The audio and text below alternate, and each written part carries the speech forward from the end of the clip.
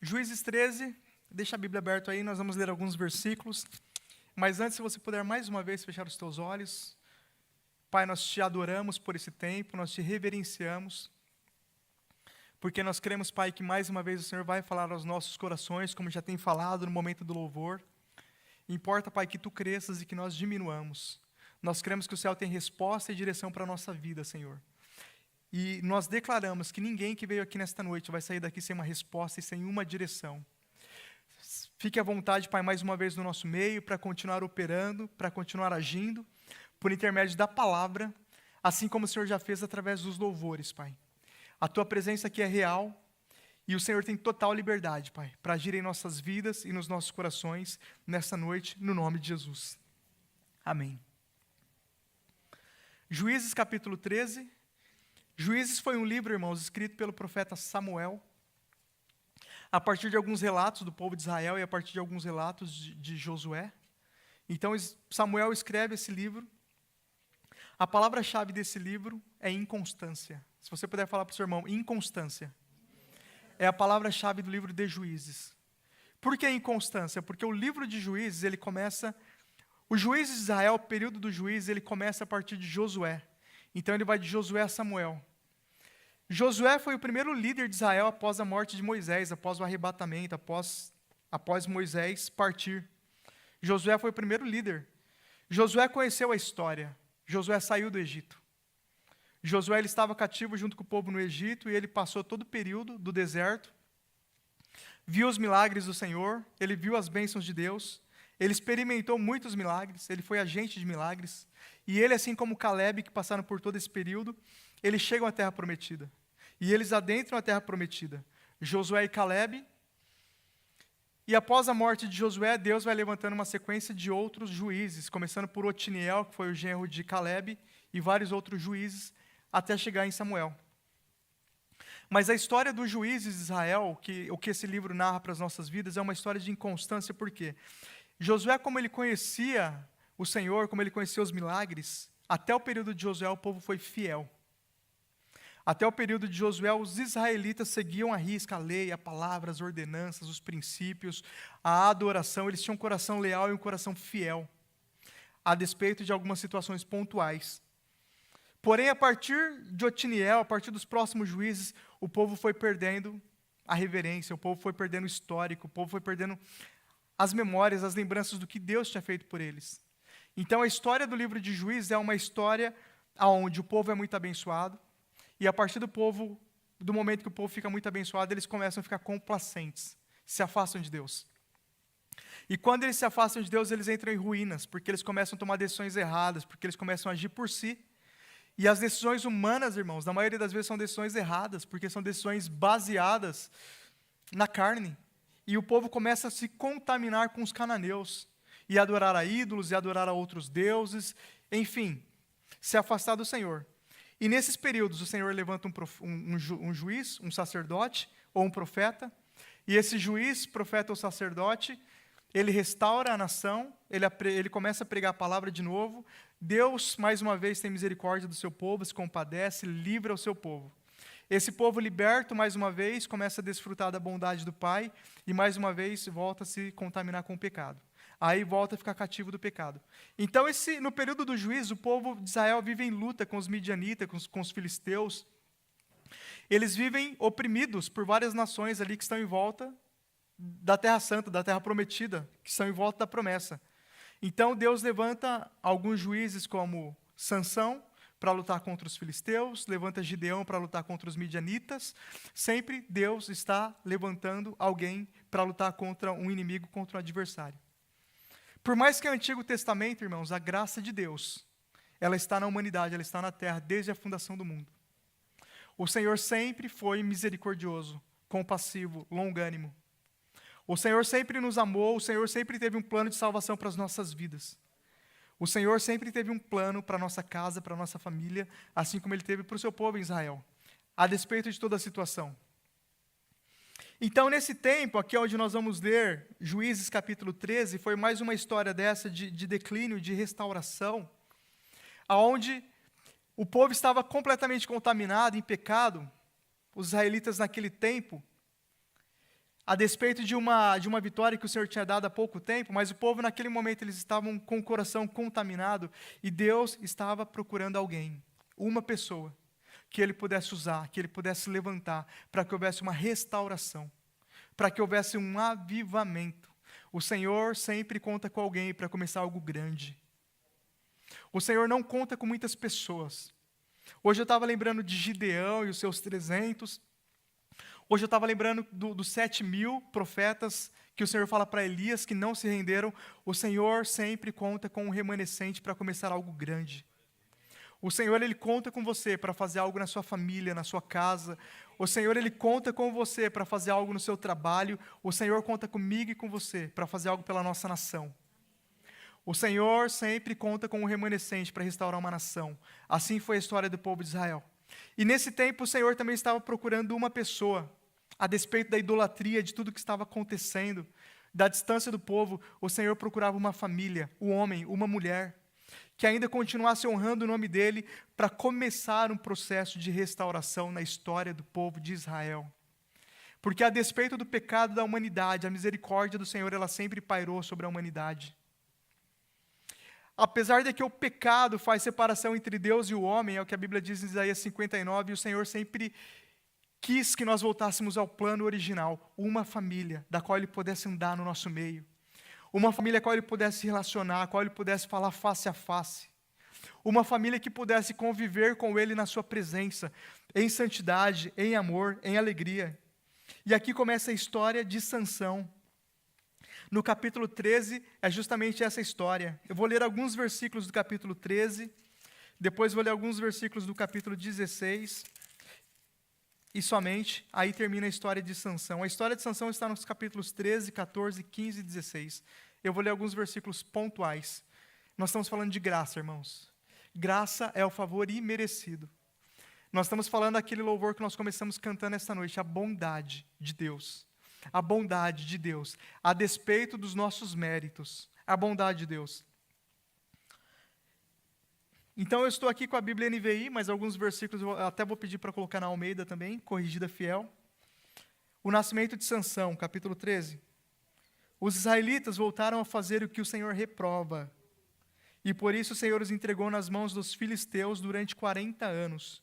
40 anos é um marco muito importante, irmãos, porque 40 anos representam uma geração. Imagina um povo cativo do pecado por 40 anos, cativo dos seus inimigos por 40 anos. Imagina o povo sendo oprimido por 40 anos. E se o povo estava sendo oprimido por 40 anos, significa que naqueles últimos 40 anos, a palavra do Senhor não estava sendo pregada. Significa que naqueles 40 anos o povo não estava sendo ensinado, não havia profecia, não havia revelação, não havia um grande líder, um grande sacerdote. Porque Deus levantava um líder nos momentos de restauração. E aí o Senhor, procurando uma família, Ele acha. Certo homem de Zorá, chamado Manoá, do clã da tribo de Dan, tinha uma mulher estéril. Essa frase também, uma mulher estéril, ela chama muita atenção, irmãos, porque o processo de restauração de Deus começa com um milagre. E certo dia, o anjo do Senhor apareceu a ela e disse: você é estéril, não tem filhos, mas engravidará e dará à luz um menino, um filho.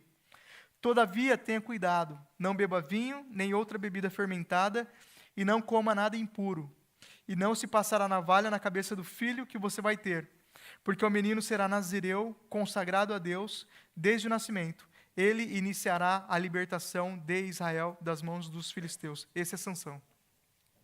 Sansão, ele faz parte de um grupo da Bíblia, irmãos, bastante seleto, bastante específico, que Deus chama desde o ventre da sua mãe, desde o seu nascimento. Sansão, ele está ali junto com o profeta Samuel, ele está junto com o profeta Jeremias, ele está junto com Jesus, ele está junto com João Batista, ele está junto com algumas pessoas que têm um chamado desde o ventre da sua mãe. Não foram todos os profetas, irmãos, nem o rei Davi. A Bíblia diz que tem um chamado do ventre da sua mãe. Sansão, ele foi chamado para governar, para ajudar Israel a liderar o povo contra os filisteus. No versículo 9, já pulando um pouco a história para frente aqui. Deus ouviu a oração de Manoá e o anjo de Deus veio novamente falar com a mulher. Então essa esposa, ela vai contar para o seu marido, que viu o anjo do Senhor, e o seu marido ora ao Senhor, então veja que no meio de uma geração em pecado, ainda tinha um remanescente orando ao Senhor. No meio de uma geração que tinha se corrompido, ainda tinha pessoas orando. E o anjo de Deus veio novamente falar com a mulher quando ela estava sentada no campo. Manoá, seu marido, não estava com ela. E aí eu já vou pular para o versículo 17. Então Manoá perguntou ao anjo do Senhor: qual é o teu nome, para que te prestamos homenagem quando se cumprir a tua palavra? E ele respondeu. Esse versículo 18, se você puder colocar na versão Almeida.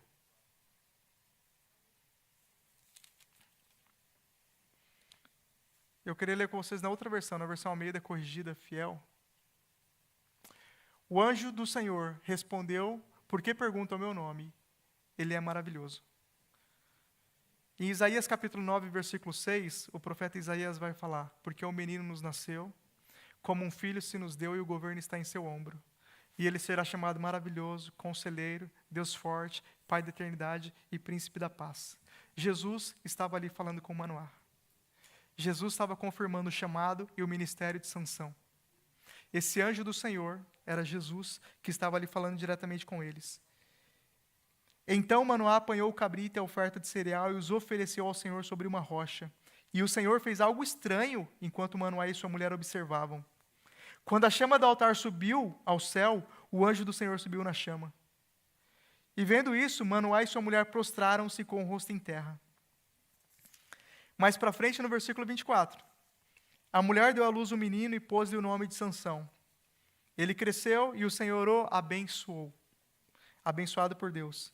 E o Espírito do Senhor começou a agir nele quando ele se achava em Maané-Dan, entre Zorá e Estaol.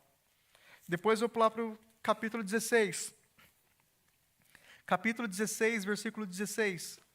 Importunando-o o tempo todo. Aqui na versão Almeida também diz, não, na NVI mesmo, importunando-o o tempo todo. Ela o cansava dia após dia, ficando ele a ponto de morrer. Aqui já era Dalila, importunando Sansão.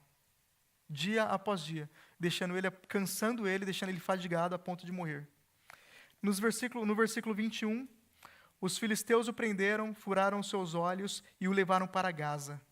Prenderam-no com algemas de bronze e o puseram a girar o moinho na prisão.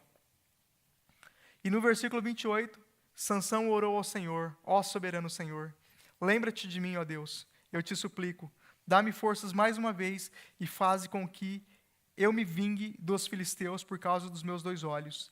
Então Sansão forçou as 2 colunas centrais, sobre as quais o templo se firmava, apoiando-se nelas, tendo a mão direita numa coluna e a esquerda na outra. Disse: que eu morra com os filisteus. Em seguida, ele as empurrou com toda a força, e o templo desabou sobre os líderes e sobre todo o povo que ali estava. Assim, na sua morte, Sansão matou mais homens do que em toda a sua vida. Vou ler somente até aqui, irmãos. Aqui conta toda a história de Sansão. Você pode ler completo na sua casa, mas eu queria deixar algumas reflexões para o meu e para o seu coração, que o Espírito Santo colocou nos nossos corações ao longo desta semana. Sansão, ele foi chamado pela graça. Sansão, ele foi uma resposta para a humanidade no meio do pecado. Deus viu a vida de Manoá, viu a vida da sua esposa e falou: eu vou operar, eu vou restaurar, eu vou fazer algo novo. Sansão, como eu disse aqui, na última geração, até a última geração antes de Sansão, a palavra do Senhor não era pregada. E a despeito de Sansão ter um dom, ter um talento, ter algo muito específico na vida dele, ele não aprendeu a desenvolver comunhão com o Pai. Sansão foi uma vítima daquela geração. Porque enquanto Davi estava crescendo, o rei Davi estava crescendo, e ele estava lá no pasto, atrás das malhadas, ele adorava ao Senhor. A palavra do Senhor era pregada. Samuel estava lá em Ramá, liberando a palavra, ensinando o povo a ter cuidado. Samuel estava lá, enquanto Davi estava crescendo, Samuel estava lá escrevendo o livro de Juízes.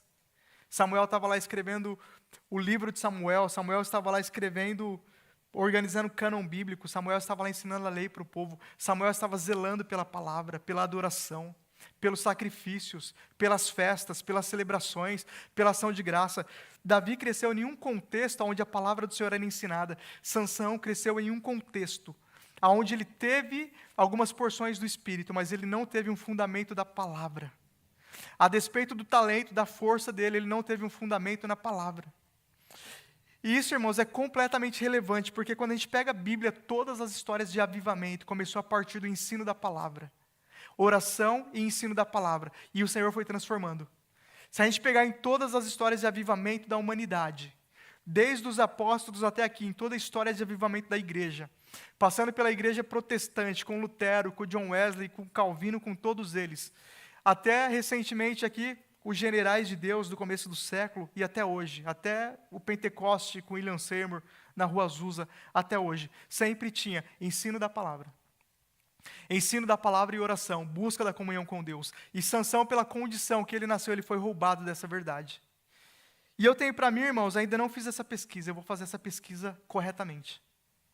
Em todo o tempo, aonde existe um avivamento espiritual, existe um crescimento social, existe um avivamento social. Em todo o tempo onde existe um avivamento espiritual, vem junto com o avivamento espiritual, prosperidade, saúde, vem paz, vem um tempo de abundância, vem um tempo, a nação é transformada. E a gente viu isso em vários lugares do mundo, que é onde veio o avivamento, veio uma transformação da sociedade.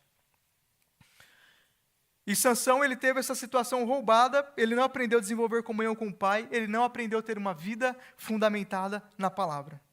Então ele não aprendeu a viver a partir de um lugar de descanso. A gente vai ver aqui na história de Sansão que a vida dele foi uma correria, foi um estresse, foi uma vida de pressão. Ele não conseguiu viver a partir de um lugar de descanso.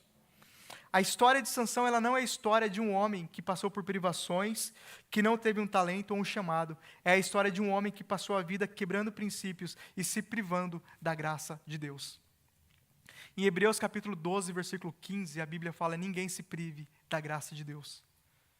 E como nós nos privamos às vezes da graça de Deus? Quebrando alguns princípios da palavra. Então, Sansão, ele não foi uma pessoa comum. Sansão era um homem extraordinário. A bênção de Deus, o favor de Deus na vida de Sansão, a graça de Deus, ela se manifestava na vida de Sansão a partir de uma força física. Sansão, uma vez, ele estava indo para o casamento dele, por sinal, com uma filisteia, e indo para aquele casamento, um leão aparece na estrada e ele abre aquele leão como se fosse um cabrito. Ele abre com as mãos, sem nenhuma arma. A força que ele tinha era uma força sobrenatural. O talento dele era um talento bem destacado. Sansão era aquele homem, irmãos, que quando a gente vê uma pessoa talentosa, a gente admira. A gente fala: esse canta demais, esse prega demais, esse joga futebol demais. Aquela pessoa que tem um talento nítido, todo mundo reconhecia o talento de Sansão. Ele não era uma pessoa comum. Ele não era uma pessoa anônima, ele era uma pessoa de destaque. Ele não era um coitado, ele era uma pessoa cheia da graça de Deus. Mas ele passa a vida inteira dele, irmãos, quebrando alguns princípios que são inegociáveis na nossa vida. E quando eu comparo Sansão com Davi, eu vejo que essa foi uma das principais diferenças. Davi era um jovem comum. Davi, ele não nasceu com nenhum destaque. Nenhum anjo veio anunciar o nascimento de Davi. Era um menino comum. Não tinha uma força física absurda. Ele não tinha uma sabedoria absurda. Ele não tinha um dom absurdo. Mas ele viveu a vida dele interessado em honrar ao Senhor. Ele viveu a vida dele decidido em fazer o melhor que ele podia para honrar o nome do Senhor, com a conduta, com a integridade, com tudo aquilo que ele podia. Enquanto Sansão, ele flertou com o pecado, até ficar totalmente cego e cativo do seu estilo de vida. Acontece duas coisas quando Sansão é pego pelos filisteus, que nós vimos aqui na história. Ele fica cego e ele fica cativo. Essa cegueira de Sansão, ela não foi uma cegueira somente física, ela começou com uma cegueira espiritual. Por mais que Sansão, em alguns momentos, o Espírito Santo se apossava da vida dele, se apoderava da vida dele, ele era um nazireu de Deus, ele era uma pessoa que não tinha visão e discernimento espiritual. Volta e meia você via aquele homem cheio de problema, enrolado com coisa errada. Volta e meia você via aquele homem flertando com o pecado. Volta e meia você via aquele homem cobiçando o que não era dele, se contaminando com um povo estranho, se contaminando. Olha a cegueira espiritual de Sansão. Quando ele está com Dalila pergunta para ele: qual que é o teu segredo? Ele mente para ela, fala brincando para ela qual que era o segredo dele, E ela tenta, ela amarra o cabelo dele, ela amarra ele com cordas novas. Tem uma hora que ele fala, o segredo é me amarrar com cordas novas. Aí ela vai lá e amarra ele. Aí os guardas filisteus vêm. Aí Dalila fala, Sansão, os filisteus estão vindo. Ele se levanta e estoura aquelas cordas. Mas a cegueira do homem é tanto que a mulher pergunta o segredo dele, ele fala qual que é o segredo dele, ainda que mentindo, ela tenta contra ele e ele não entendeu que ela estava tentando contra ele por 4 vezes. 4 vezes ela tentou matar ele no segredo que ele tinha revelado, ainda que fosse mentira. Ela estava tentando contra a vida dele o tempo inteiro e ele não conseguia enxergar. Essa é a realidade. Cegueira espiritual que depois veio reproduzir em uma cegueira física. Da mesma forma, as correntes que prendiam Sansão não eram correntes físicas, mas era fruto das decisões e não do chamado. Sansão, por ele não ter um fundamento na palavra, ele passou a vida dele tomando algumas decisões que não foram as mais corretas. Se a gente olhar na história dele, a gente vai entender que o primeiro casamento dele foi Deus inclinando o coração dele. Mas depois as decisões dele não foi o Senhor inclinando o coração dele, foram decisões dele, decisões de um homem natural.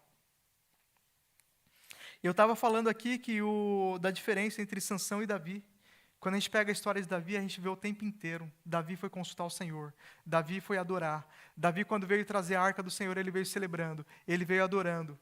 Quando teve a guerra em Ziclag, que Ziclag foi uma cidade que os filisteus, esses mesmos filisteus, eles deram para Davi, e eles vêm e tomam Ziclag, os inimigos tomam Ziclag, e levam as mulheres cativas. Davi, antes de entrar nas guerras, ele vai consultar o Senhor. Senhor, eu devo ir? Senhor, é para eu entrar? Senhor, eu vou para a direita, eu vou para a esquerda? Davi, se estivesse nos dias de hoje, cada relacionamento, Senhor, eu devo entrar nesse relacionamento, eu devo entrar nessa sociedade. Salomão confiava na força do braço dele. Sansão, aliás, confiava no talento físico, no talento dele, ainda que foi um talento dado pelo Espírito Santo. Então, Davi estava sempre consultando ao Senhor. E esse foi um perigo muito latente, é muito evidente na história de Sansão. Você nunca vê Sansão falando, eu vou orar. Você nunca viu Sansão falando, eu vou no Homens de Honra. Eu vou para o culto, porque Deus tem uma resposta para a minha vida. Ele confiou basicamente no talento dele, na força. E na força dele ele ia, sem refletir nada, sem parar para pensar. Você não vê Sansão falando, eu vou adorar. Eu vou entrar no templo, eu vou honrar o Senhor com o meu melhor, eu vou fazer tudo o que eu posso. Ele foi um homem que, a despeito do seu talento, ele se moveu de forma completamente natural. E quando a gente se move de forma completamente natural, é muito comum a gente tomar decisões erradas, porque a gente decide por aquilo que nós estamos vendo, e não pelo que o Espírito tem para o nosso coração e para a nossa vida, e não pelo que a palavra de Deus diz.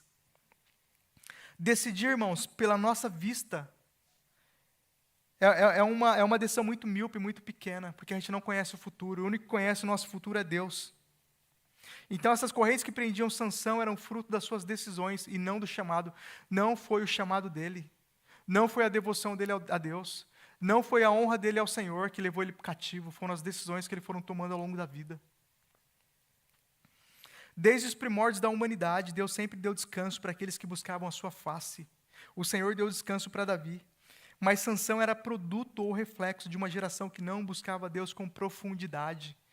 Toda vez, irmãos, que nós deixamos de buscar a Deus com profundidade, que nós deixamos de buscar ao Senhor com todo o nosso coração, que nós deixamos de basear a nossa vida na palavra de Deus, nós corremos o risco de fazer como Sansão, desperdiçar os nossos dons e os nossos talentos, correndo atrás de ilusões, correndo atrás de coisas passageiras, correndo atrás de coisas que perecem, correndo atrás de coisas que não são eternas.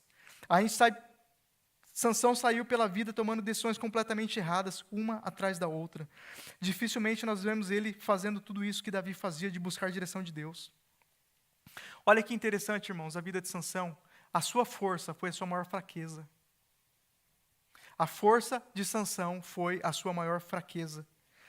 Assim como Esaú e Jacó na história, um tinha força humana e o outro tinha percepção da presença de Deus. E a Bíblia diz, o meu poder se aperfeiçoa na fraqueza. 2 Coríntios 12, do 9 ao 10. Vamos ler 2 Coríntios 12, do 9 ao 10, para a gente entender o que o apóstolo Paulo está falando.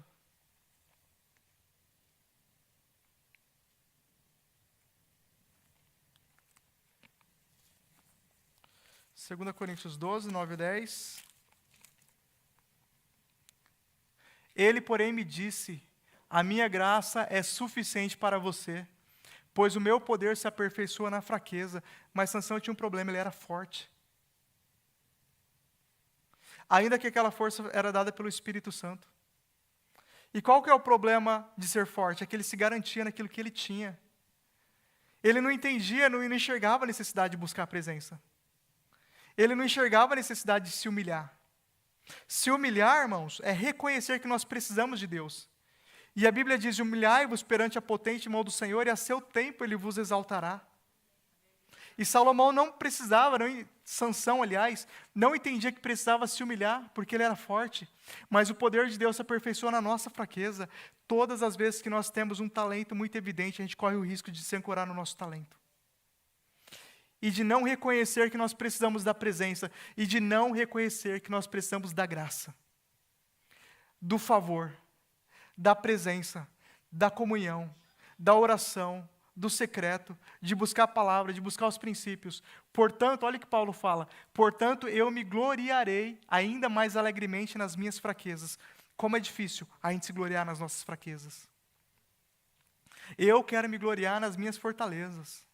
A gente quer se gloriar nas minhas fortalezas. Você nunca vê uma pessoa falando: como eu sou dependente. Quer dizer, a gente vê muito pouco. Quando você vê uma pessoa se gabando na rodinha de amigos, é do seu talento, é do seu dinheiro, é da sua capacidade. Ela não está se gloriando das suas fraquezas, para que o poder de Cristo repouse sobre mim.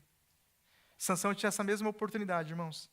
Imagina uma pessoa como Sansão, tremendamente forte, com um coração como o de Davi, tremendamente rendido ao Senhor, um coração de adorador. Seria com certeza o maior rei da história de Israel.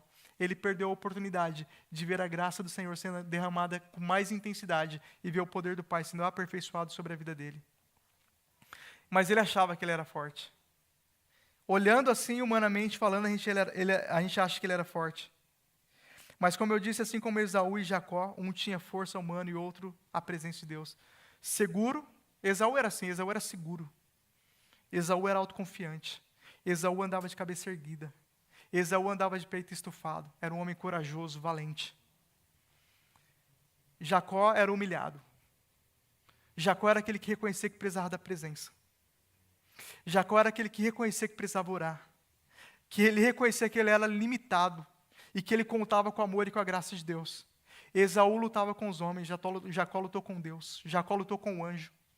Jacó se prostrou e falou: enquanto você não me abençoar, eu não saio daqui e eu não te deixo partir. Jacó entendeu: a minha bênção não vem da minha capacidade, a minha bênção não vem da força do meu braço, a minha bênção não vem da minha habilidade, a minha bênção vai vir do Senhor. Enquanto o Senhor não me abençoar, eu não saio daqui. Esaú, de peito aberto, confiou na sua capacidade. Eu caço, eu pesco, eu consigo, eu vou à luta, eu acordo cedo, eu faço e acontece. Ficou pelo meio do caminho. Porque confiou inteiramente na sua força. Mas nós vimos aqui que o poder de Deus se aperfeiçoa onde, irmãos? Na fraqueza. Na fraqueza. Não pare por causa das fraquezas. Não pare por causa das debilidades. Não desanime por causa das debilidades que é natural a todo homem que busca um encontro com Deus, que busca algo mais do Pai sobre a sua vida. Deixa o poder de Deus se aperfeiçoar nas suas fraquezas, nas suas limitações, na sua humanidade. Deixa o poder de Deus se aperfeiçoar. Sansão, ele nunca conseguiu viver em um lugar de descanso, em uma posição de descanso, porque a sua capacidade ela era muito latente, ele confiava unicamente na sua capacidade. Nós lemos aqui também, no capítulo 16, versículo 16, que Dalila cansava Sansão todos os dias. Sansão, ele era cansado e tentado todos os dias pelas suas limitações não tratadas. Sansão, nitidamente, tinha uma fraqueza carnal. Mulher. Nitidamente, ele tinha uma fraqueza. E o inimigo vinha todos os dias cansar ele, oferecer para ele, propor ele, fosse em qual área fosse. Poderia ser no orgulho. Poderia ser na inveja. Poderia ser na cobiça. O inimigo ele vai tentar todos os dias nos cansar nas áreas da nossa limitação. Ele vai tentar todos os dias nos cansar na área da nossa ansiedade. Tem um trecho do livro aqui, que nós estamos lendo em conjunto, que eu queria ler para vocês, para a gente entender.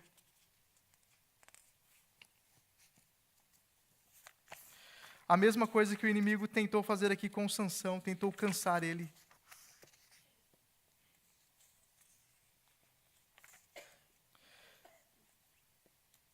Que é justamente sobre isso, irmãos, que o inimigo conhece as áreas da nossa ansiedade, as áreas da nossa luta, e ele vai tentar todos os dias nos cansar nesta área. Porque quando ele conseguir nos cansar nesta área, ele sabe que onde nós estamos ansiosos, nós somos derrotados. Então ele vai tentar nos deixar ansiosos sobre algumas áreas da vida. Toda área onde nós ficamos ansiosos, a graça de Deus não flui sobre as nossas vidas. O inimigo tentava todo dia cansar Sansão, cansar a mente dele, cansar as emoções dele. Esse cansaço não era físico, era um cansaço na mente. O inimigo levava Sansão à exaustão, até ele tomar as decisões erradas da vida dele. Ele venceu todas as batalhas externas, mas ele não venceu as batalhas internas. Existia uma batalha interna na mente dele que ele não conseguiu vencer. Existia uma batalha contra ele mesmo, contra um estilo de vida, contra uma vida de quebra de princípios que ele não conseguiu vencer porque ele não foi enraizado. A falta de paz interior anulou a força exterior e o deixou vulnerável. Eu lembro que um dos domingos atrás eu falei a respeito de um amigo, que a falta de paz interior deixou ele vulnerável. E é isso que o inimigo vai tentar fazer comigo e com você. Ele vai tentar colocar ansiedade, roubar a nossa paz, com as más notícias, com problema no meio da família, com problema na saúde, com situações da vida financeira. Ele tenta roubar a nossa paz, para nos deixar vulneráveis.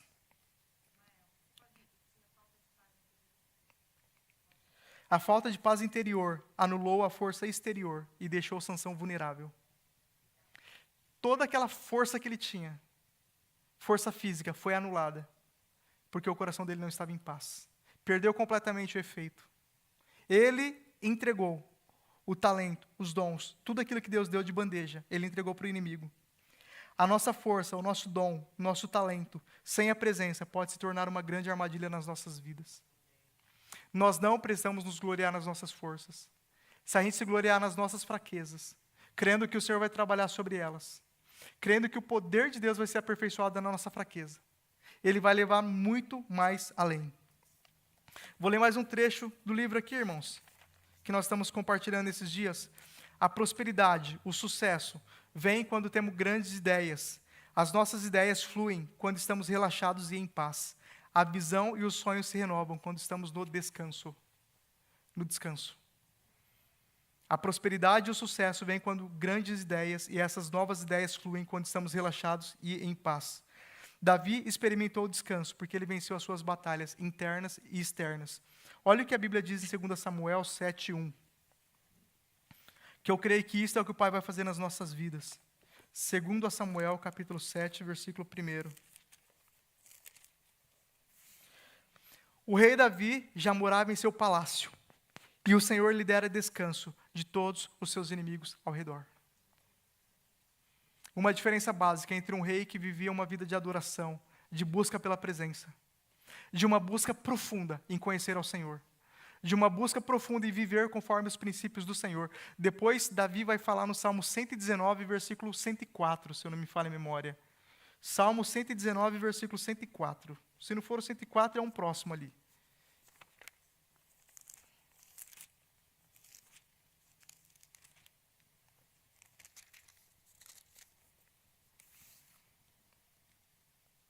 Olha o que Davi fala, na minha Bíblia diz assim: ganho entendimento por meio dos teus preceitos, por isso odeio todo o caminho de falsidade. Tem versão que fala, eu odeio todo mau caminho. Davi aprendeu a odiar o pecado. Davi aprendeu a odiar uma vida leviana, uma vida de quebra de princípios, porque ele sabia que isto privava o coração dele da graça de Deus. Isto roubava a paz dele. O inimigo sabe que a bênção de Deus flui para um coração em paz, por isso ele tenta roubar o tempo todo a nossa paz. A bênção flui através da criatividade, da imaginação, da força de vontade. Projetos, propósitos, inovação, realização, tudo isso vem a partir de um coração em paz. Porque a luta, ela nos desenvolve, mas a paz leva ao transbordo. A luta, irmãos, ela nos torna robustos. A luta, ela nos fortalece. Mas é um coração em paz, que vai levar a gente a romper muito mais longe. A Bíblia nos compara a um pássaro. Mateus capítulo 6, que o Senhor fala, olha as aves do céu, que o Senhor cuida delas. E um pássaro, irmãos, o que prende esse pássaro é justamente o passarinheiro. E no Salmo 91, a primeira coisa que a Bíblia diz é que o Senhor nos livra do laço do passarinheiro. O que o Senhor vê, irmãos, para nos livrar de tudo aquilo que tenta nos prender, de tudo aquilo que tenta roubar a nossa paz, de tudo aquilo que tenta desviar o nosso coração. O que Sansão tinha de força física, ele tinha de fraqueza espiritual e de fraqueza de caráter. Então, ao invés de ter algo físico, algo latente, algo humanamente falando, aonde as pessoas vê e é uma posição de destaque, busca aquilo que ninguém está vendo. A comunhão com o Espírito Santo, a presença de Deus. Isso vai ser muito mais longevo na sua vida. Isso vai trazer muito mais resultados perenes sobre a minha e sobre a sua vida. O texto ele só nos mostra que Sansão orou no último momento da sua vida. O único momento que o texto fala que Sansão orou foi quando ele já estava cativo, preso, quando ele já estava distante da graça de Deus. Então, como nós nos mantemos debaixo da graça, debaixo da presença, em adoração, em oração, não deixando nada roubar a nossa comunhão com o Espírito Santo. Esse texto, para mim, irmãos, de Sansão é uma história que chama muita atenção, porque o que roubou a presença da vida de Sansão foi justamente o dom. Foi a confiança na força. Foi a confiança na capacidade dele. Eu entendo, irmãos, a situação de Sansão. Eu sei que é muito difícil a gente gerenciar uma grande capacidade sem um coração humilde. Por isso, antes da bênção, o Senhor prepara a terra. É muito difícil a gente gerenciar uma grande capacidade. A gente vê todos os dias um artista, um jogador, que a fama, que o sucesso, e às vezes até um pregador da palavra, um cantor gospel, a fama, o sucesso sobe para a cabeça. Às vezes a bênção que uma geração estava pedindo, que o Senhor quer liberar sobre as nossas vidas, e Ele vai liberar sobre as nossas vidas. Mas antes do Senhor liberar a bênção sobre as nossas vidas, Ele vem para preparar o nosso coração. Ele vem para preparar a terra. A Bíblia diz, em Joel capítulo 2, nós vamos falar aqui um pouquinho sobre a chuva que vem sobre a terra. Mas uma coisa importante da gente pensar, irmãos, que Deus não se impressiona com o dom que Ele nos deu, porque foi Ele que deu. Deus não se impressiona com o dinheiro que nós temos, Deus não se impressiona com a eloquência que a gente tem, Deus não se impressiona com as nossas habilidades, Deus não se impressiona com nada disso. Nada disso chama a atenção de Deus, porque tudo isso foi Ele que deu sobre as nossas vidas. Ele deu, é dele, agora o que o Senhor quer ver da minha e da sua parte, o que Ele quer é aquilo que nós temos e que nós damos a Ele com a nossa intenção, com o nosso livre-arbítrio, que é o nosso coração. A nossa obediência e a nossa devoção. Então, o que a Bíblia diz, em Joel, no capítulo 2, alguns versículos de Joel, e durante toda a Bíblia, que o Senhor manda 2 chuvas sobre a terra. Ele manda a chuva temporã e a seródia. A chuva temporã é aquela chuva de outono, que prepara a terra antes de se plantar. Prepara o solo para o plantio. E então, depois dela, a semente é plantada. E a chuva seródia é aquela que antecipa a colheita. É aquela que vem um pouquinho antes dos frutos, um pouquinho antes, aquela que vem na primavera, antes da estação da colheita.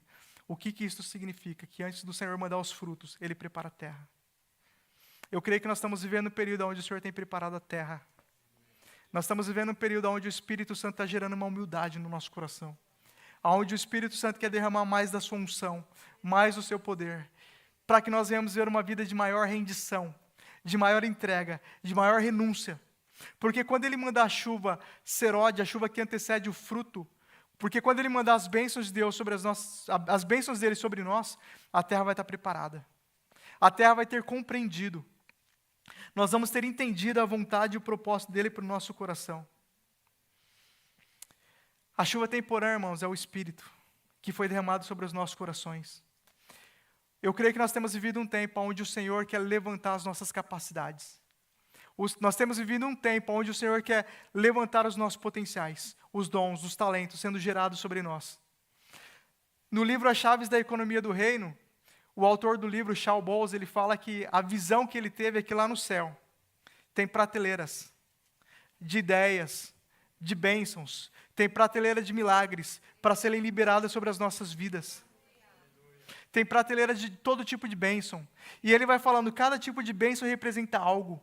Quando Deus libera um carro novo para uma pessoa, representa que o Senhor está querendo algo em termos de ministério, significa ministérios. Quando o Senhor dá uma casa nova, significa algo em termos, outro tipo de bênção, outro tipo de ministério. Enfim, o importante para a gente entender é que o céu tem toda sorte de bênçãos para ser liberada sobre a minha e sobre a sua vida. tem todo tipo de talento, tem todo tipo de riqueza. No céu tem saúde. Quando o Senhor Jesus nos ensina a orar, aqui na terra como no céu, é porque no céu já está estabelecido. No céu já tem vitória, no céu já tinha livramento para esta geração. Deus estava buscando uma pessoa que tivesse um coração. Ele encontrou Manoá e a sua esposa.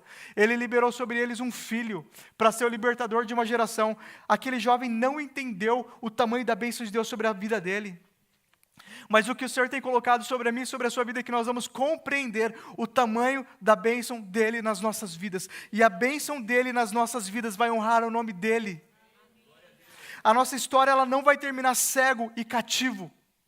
Porque nesses dias a chuva da presença do Espírito tem aberto os nossos olhos e preparado o nosso coração para receber. Preparado o nosso coração para receber. Esse tempo o Senhor tem preparado o seu coração para receber. Não se preocupa com o que os teus olhos estão vendo, se preocupa em aumentar a sua profundidade na presença de Deus. Mais humilde, mais santo, mais consagrado, mais jejum, mais oração, não se limita.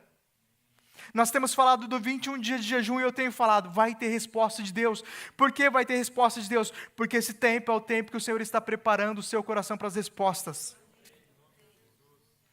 Esse tempo é o tempo que o Senhor está preparando o seu coração para o chamado que Ele mesmo chamou, que Ele mesmo estabeleceu. Esse homem que foi chamado por aquele que é maravilhoso, por Jesus, pelo príncipe da paz. A nossa vida, irmãos, foi estabelecida no céu. A nossa história já está escrita.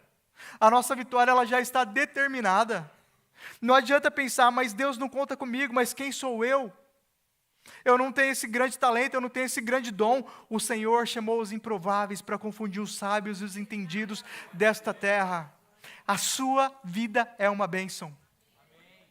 A sua vida tem um propósito no céu. O que eu faço nesses dias então? Se preocupa em buscar mais da presença do Pai. Se tem um desafio de oração, esteja lá. Se tem algum lugar que nós estamos falando, o Senhor está lá, vai, esteja lá. Esteja lá, esteja lá. Deixa o poder de Deus se aperfeiçoar na fraqueza, porque nesse período Ele está preparando o seu coração. Não tem nada que Ele não te fez ver, que Ele não quer liberar sobre a sua vida. O plano de Deus acabou se cumprindo na vida de Sansão, de uma forma aonde ele abraçou as duas colunas, derrubou as duas colunas, cego e cativo de um estilo de vida, o que Deus não tinha para nós, o que Deus não tem para nós. A nossa história vai ser diferente. Nós vamos desfrutar a plenitude da graça do Pai. Assim aqui na terra, como já está estabelecido no céu. Nesse período, enquanto o Senhor prepara os nossos corações, enquanto o Senhor manda essa chuva do Espírito, gerando os frutos, não é? O fruto preparando o nosso coração. As provações que vêm gerar gratidão, que vêm gerar longanimidade, que vêm ensinar a gente a ter paciência, que vêm ensinar a gente a ter bondade, que vêm ensinar a gente a olhar para o nosso próximo, que vêm limpar o nosso coração do orgulho, que vêm limpar o nosso coração da força do nosso braço. Nós vamos deixar de olhar para o nosso próprio talento, nós vamos deixar de olhar para o nosso eu, para as nossas forças, nós vamos reconhecer a mão do Senhor sobre todas as coisas. Ainda que o Senhor te encha de sabedoria, ainda que o Senhor te enche de estratégia, você vai reconhecer que é do Senhor, você vai reconhecer que é dEle, por Ele e para Ele, e a sua história vai glorificar o nome do Senhor. Nós descansamos nessa verdade, irmãos, que é a verdade do céu para a terra. Não existe nenhuma outra verdade diferente dessa. O Senhor falou em Deuteronômio, o Senhor depois fala em Joel, fala em Oséias, fala em Jeremias, fala em Tiago, fala em vários trechos. Eu vos mandarei a chuva, a temporã e a seródia. A temporã para preparar a terra e a seródia para trazer os seus frutos. O Senhor primeiro prepara o coração para depois fazer frutificar. Frutífero, frutífero. A Bíblia diz, eu sou a videira e meu pai é o lavrador. E toda vara que estiver em mim, firmada em mim, dará frutos. O Senhor preparou a sua vida para frutificar, por onde você passar. Não é na força do seu braço, não é na sua capacidade, e talvez não é da forma que você está pensando que vai ser. Você não precisa entender. O Senhor vai fazer de uma forma que você não precisa entender, porque essa é a vontade dEle. Em todo o tempo, irmãos, o Senhor está olhando para a terra. A Bíblia diz que os olhos do Senhor estão sobre os fiéis da terra.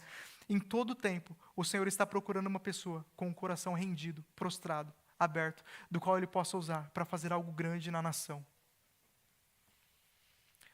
O Senhor não está procurando uma pessoa que tem um nome muito importante. O Senhor não olha a conta bancária, não olha o currículo. O Senhor não olha a formação para levantar uma pessoa quando Ele quer levantar. Quando Ele foi levantar Gideão, foi da mesma forma. Ele foi no menor homem, da menor família, da menor tribo de Israel e levantou para uma grande obra. E eu vou falar uma coisa para você, eu não estou falando de uma obra dentro da igreja. Dentro da igreja é só um pedaço da obra de Deus sobre a sua vida. Eu estou falando de mudar a história da sua família. Eu estou falando de mudar a história do seu bairro. Eu estou falando de mudar a história da empresa onde você trabalha. Eu estou falando de levar cura sobre aquele lugar. Eu estou falando de mudar a história do seu país. O Senhor sempre levanta pessoas pequenas para cumprir o propósito dEle, para que não aconteça como no caso de Sansão, vai na força do braço. Não preciso pedir direção de Deus. Eu vou porque eu posso. Não preciso viver uma vida de adoração, de oração, eu já tenho talento. Eu já tenho dom, eu já tenho dinheiro. E porque eu tenho dinheiro, eu não preciso pedir permissão do meu pai. E porque eu tenho dinheiro, eu posso viver a minha vida da forma que eu quero.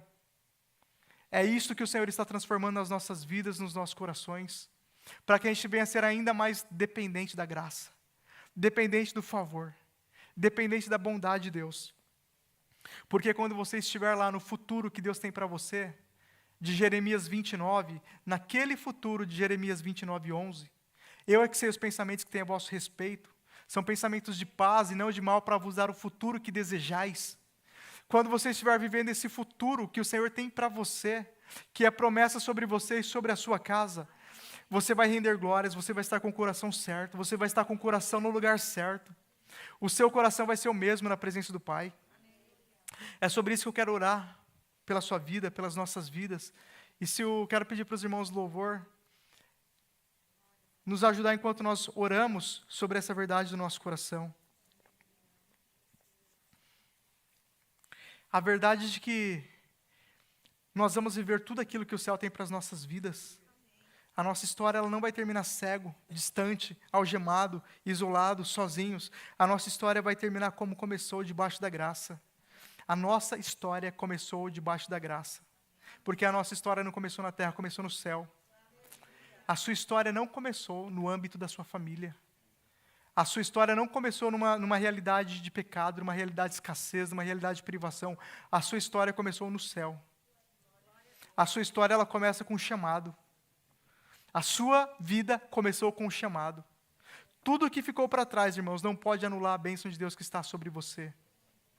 Tudo o que ficou para trás não vai anular a bênção de Deus que está sobre você. Por mais que o inimigo tenta, todos os dias, roubar a sua paz, com palavras, com situações, o Senhor veio para que nós tenhamos paz. O Senhor veio para que nós tenhamos uma paz, paz que as pessoas não podem entender, paz que excede todo entendimento. Paz que excede todo entendimento. É esta paz que vai fazer você continuar. É esta paz que vai fazer você dar mais um passo. É essa paz que vai trazer a bênção de Deus sobre a sua vida. É essa paz que ela é liberada a partir da graça, do favor. Graça, graça, favor. Eu gosto dessa história de Sansão, irmãos, porque ela começa no meio de uma geração que está em pecado. Ela não começa numa geração santa, numa geração abençoada, ela começa no meio de uma geração... Ela começa, irmãos, no meio de uma geração imperfeita, no meio de pessoas que precisavam, no meio de pessoas que estavam em qualquer lugar. É o favor de Deus alcançando o perdido. Um dia, eu e você estávamos como aquela geração afastada da graça, mas a graça nos alcançou. E quando essa graça nos alcançou, o Senhor não olhou para a nossa realidade. O Senhor olhou para o plano dele de salvação. O Senhor não está olhando para a realidade da sua família. Ele está olhando para o plano de salvação que Ele tem. Para você e para a sua casa. O Senhor sempre está olhando para o plano de salvação que Ele tem para você e para a sua casa. Amém? Vamos orar, irmãos, sobre